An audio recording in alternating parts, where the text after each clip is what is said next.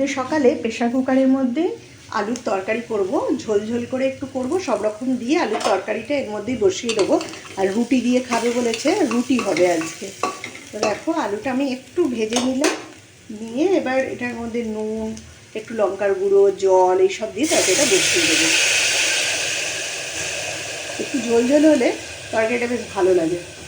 একটু পরিমাণ মতো জল দিয়ে দিলাম, একটু নুন দেবো, একটু ঝাল হওয়ার জন্য একটু লঙ্কার গুঁড়ো দেবো, আর টমেটোগুলো দিয়ে দেবো।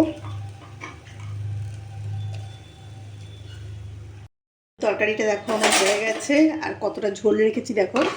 এটা দিয়ে রুটি খেতে না বেশ ভাল লাগে, আর মেয়ে খুব ভালোবাসে এরকম ঝোল ঝোল করলে, ওই জন্য একটু ঝোল করেছি। এবার সেঁকে নিই, তরকারিটা হয়ে গেছে। ও তুমি কি বেরোচ্ছ নাকি? খাবে না এখন? খাবে না এখন? খাবে না? ও তাহলে তাড়াতাড়ি এসো, রুটি তরকারি হয়ে গেছে কিন্তু। কি আনতে গেছিলে? হ্যাঁ কি এনেছো বলো? জায়গায় না, এখানে এখানে রাখো, দেখি কি এনেছো। মুরগির মাংস? দেখি তো কি এনেছো। এত হাসি কেন মুখে?